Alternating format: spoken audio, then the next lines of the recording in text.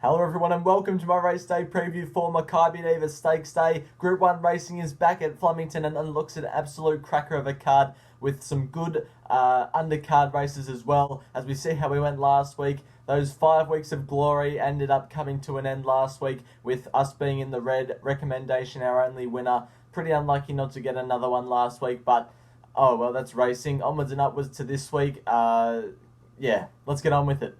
Race 1 is the Robert Cram Sprint at benchmark 78 level over the 1100 metres, and as we take a look at the market, we can see that Buse is the favourite at $5, Cause for Concerns at $5.50, then Skidamarink at $7, and Little Miss Cuby at $7.50. I'm happy to spec one at odds here, and that one is Red Hot Nick, the top weight, carrying 61 kilos, with Tommy Stockdale bringing it down to 61 from 62.5.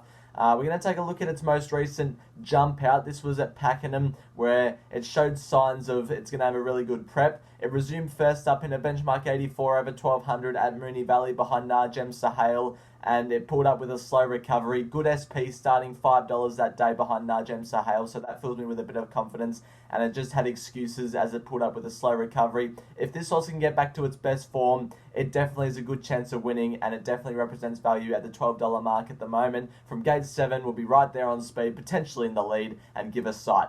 Jumping to race number 4, it's the Winning Edge Presentations Poseidon Stakes for the 3-year-old Colts and Geldings over the 1100 metres. And as we take a look at the market, the favourite, commanding favourite, is King's Gambit at $3.20. I'm Unstoppable, second line of betting at $5. Then we got Pivot City at $7.50 and Kadinsky Abstract at $8.50. There's 2 I like in this race, but the first one I like is I Am Unstoppable, and this was its very good run in the Vane Stakes last start when it was first up at Caulfield, behind Cylinder and Ouroboros, where it just got too far out of its ground. Despite a field of 7, it found itself a long way back and was really powering to the line late. I think drawing gate 3 on Saturday isn't the most ideal barrier, but it can be somewhere midfield and definitely closer to the leader, being down the straight where there's no turns. I think second up it's ready to peak. It's getting set for a Coolmore Stud Stakes, so this might just be another run to let it finish off.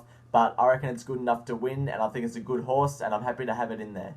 Just by the way as well, Racing.com was playing up for me this morning, so the replays might be a bit blurry. So if they're a bit blurry, I'm sorry, I couldn't do anything about it. But the other horse I like in the Poseidon Stakes is actually the outsider of the field, and its name is HeMan, trained by Peter and Paul Snowden. This was its last start jump out at Rose Hill behind Atomic 47, and it beat Mount Popper. Nice bit of work. I like how it was over 1,000 metres. They're having it right for this.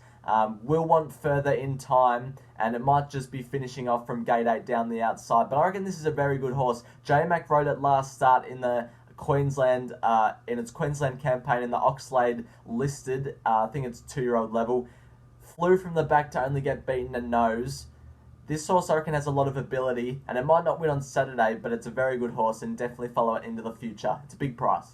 Race number 5 is the listed Exford Plate for the 3-year-olds over the 1400 metres. And we'll take a look at the market first. Legacies is $2.10, very clear favourite. Then at $8 we have Introducing an $8.50 Griff on the third line of betting. And the one I like here is Legacies. This was its last start run in the McNeil Stakes. Also watch out for Le Zebra. I reckon Le Zebra runs really well on Saturday, but I'm not sure if it's good enough to win. Legacies, this was really good. It was, apparently it was very woolly and just not up to it in the yard before this first start run in the McNeil. So if it can take an abundance of improvement, or just even a little bit of improvement into this second up run up to the 1400 metres, looks really hard to beat. It's only been at 1400 once in its career, but that's when it bolted in by 4.5 lengths, winning the Anzac Day Stakes last preparation. Jamie Carr sticks with it, draws gate 7, will be on speed. I reckon it'll be really hard to beat. Race number 6 is the listed Captain Teeb Stakes for the 3-year-old fillies over the 1100 metres.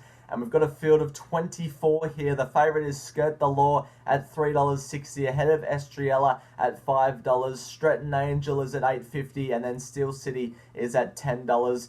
And I'm going for one at a massive price, just a little spec at a massive price. Hell Queen. I really like this horse's profile heading into this race.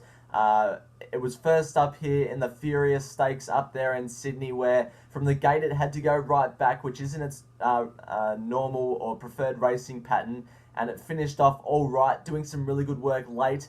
So back in distance probably isn't ideal for this horse, but I just think back down the straight from gate 18, Billy Egan can settle it a little bit closer, and we saw how good it was last preparation. It actually finished second, flashing from the back in the Talendert Stakes behind Makybe, who goes around a $6 chance in the Poseidon. This horse is $81 for the capped on Teebs, way over the odds. It's a good horse on its day, and I reckon it could run really well on Saturday. Race number 8 is the Fairfield Stakes for the mares at Group 2 level over the 1400 metres. And as we take a look at the market, Amelia's Jewel is the clear favourite at $1.75. The second and third favourites are See You in Heaven and Road to Arataki, both at $10.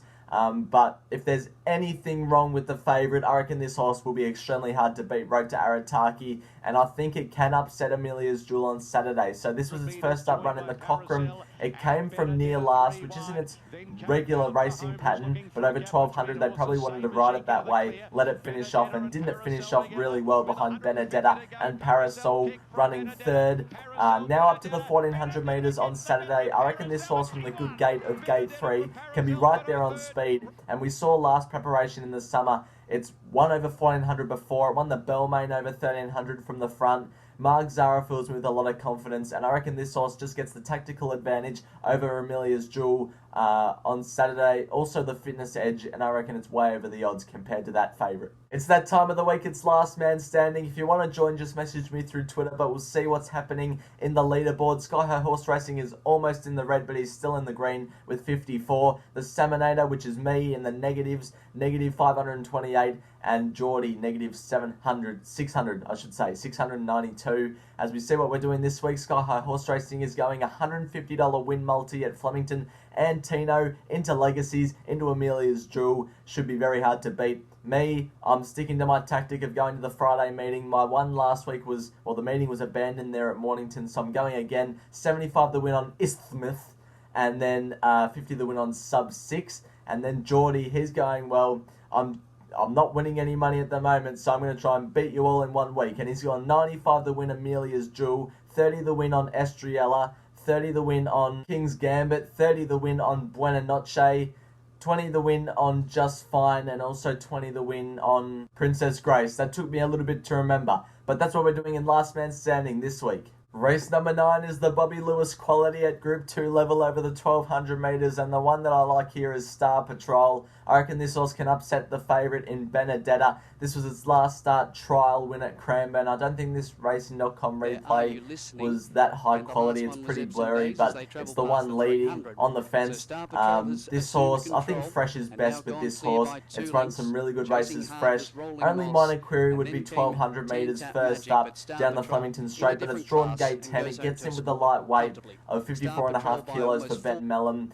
It's got some really good gear changes. Glue on shoes off is usually a good sign that their feet are okay, so I like it. It's a really good racehorse. It's a very powerful, quality racehorse, and I think it can put its best foot forward on Saturday and run a very good race first up Fresh. But that's going to do it for this week's preview. If you want to see my runner-by-runner preview of the Makybe Diva Stakes, then just head to my channel and click on past live streams and it should be there.